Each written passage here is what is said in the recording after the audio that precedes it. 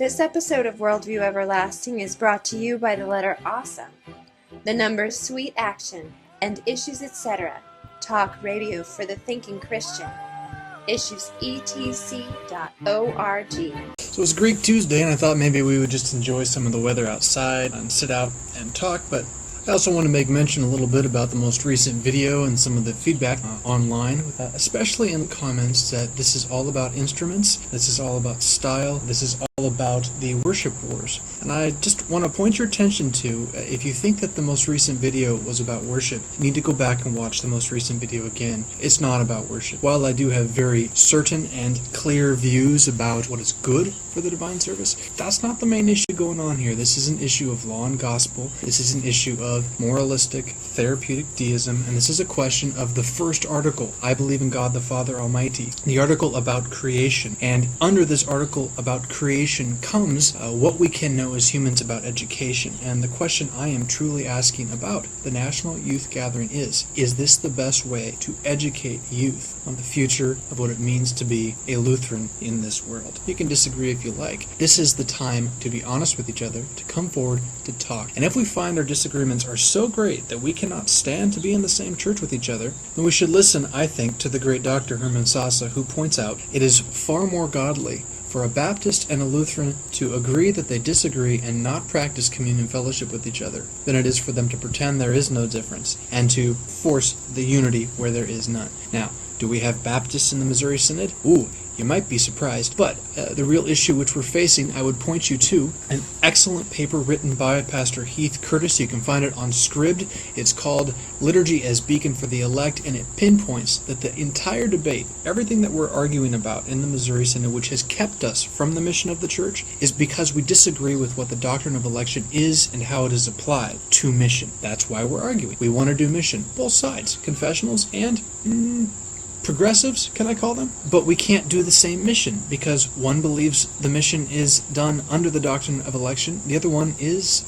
perhaps leaning towards a semi-Pelagian, man-influenced mission. How can I explain this? Do you believe that by changing the worship style at your church, you will be more effective at making disciples and reaching the lost? If the answer is yes, then you disagree with the doctrine of election as confessed in the Lutheran confessions. What this means is that you're not a confessional Lutheran, and therefore you probably don't want to be in a church body that wants to be confessionally Lutheran. Is the Missouri Synod that kind of church body? Well, historically, certainly we are. Are we today? That's what we need to figure out, isn't it? We need to talk. So I would encourage all of you who now hate me because of the video in which I question whether or not we are teaching our children moralistic therapeutic deism and whether this is good for them, not to see this as an attack, but as an attempt to get this conversation going and to talk about the things that really matter. Because frankly, I'm not against guitars. I'm not against drums. This is not about music. It's not.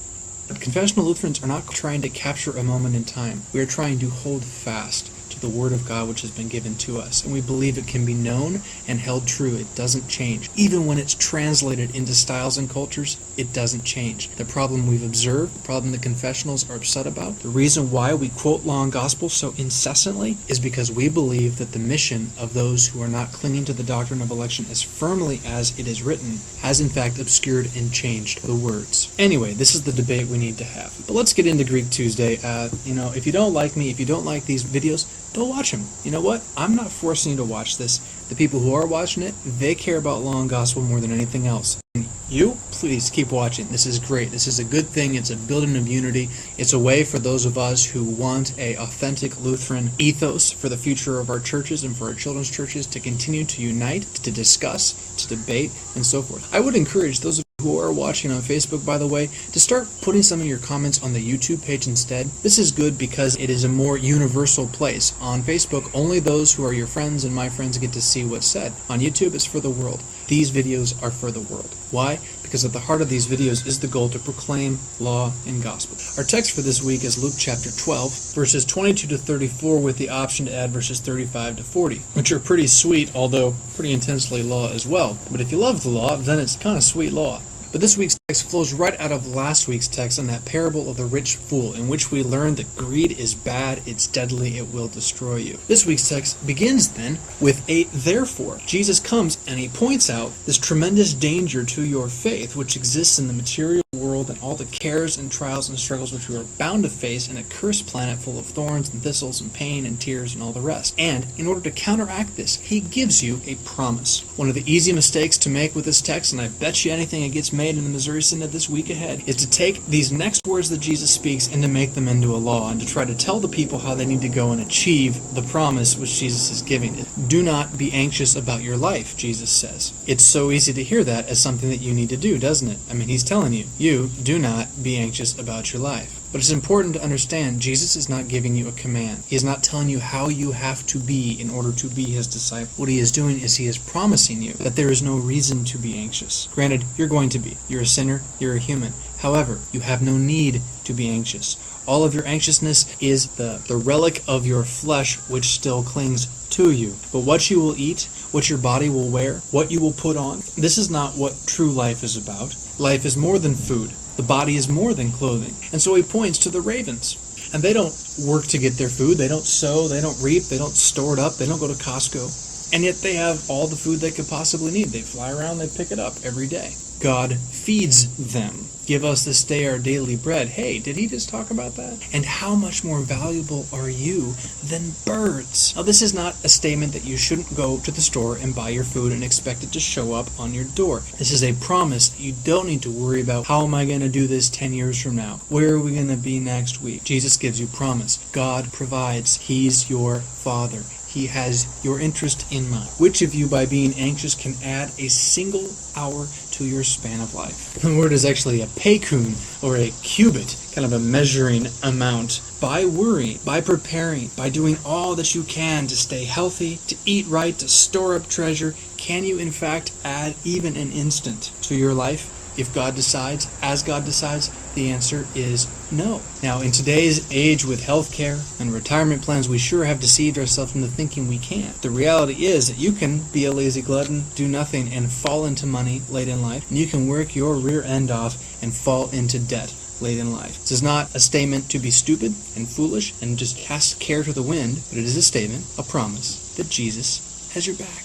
Consider the lilies of the field. They do not toil or spin. And if God is going to take care of the grass, is here today and tomorrow's dead, chopped up, and thrown into the fire, or in my case, into the street, how much more is he going to take care of your needs? So that he can say you do not need to worry about what you eat or drink. And yes, you're going to, but then you don't have to. You try to make this a command, and let me tell you, you will destroy your own conscience. Rather, you need to hear it for the promise that it is. Again, Jesus got your back. This is not prosperity. This is not health, wealth, and wellness. This is not victorious living. Most days are going to be bad hair days.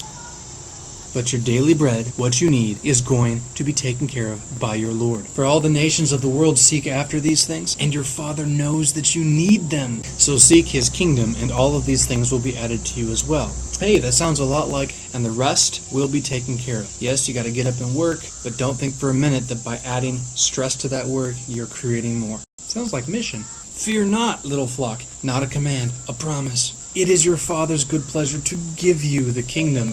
Justification by grace, not just eternally, but now, daily. Everything that you receive, pure gift. If you sell everything you have and give to the needy, you would still be provided for. Knowing this, go get the thing you need that will never wear out. Get a money bag that never fades. Get a lockbox that can never be broken into. Get gold that never tarnishes. Get the truth that no thief can steal and no moth can destroy. For where your treasure is, there you are. What's he talking about? He's talking about these very promises. Let no one steal from you the gospel, the heart and core that it is by grace alone. It is gift, it is promise. When you come to a text like this, it's not about you, it's about Christ for you. So when he does give some law here in verse 35, it says, stay dressed, be ready for action. And the Greek really means gird up your loins. Be like men waiting for the master of a wedding feast to come out of the wedding hall. Blessed are those servants, he will say to them, more promise. Sit at the table, I'm going to feed you. Blessed are the people looking for that. Blessed is faith which needs law and gospel, the God-honest truth, and the salve of consciences from now into eternity forever for the sake of the cross of Jesus Christ. See you Friday.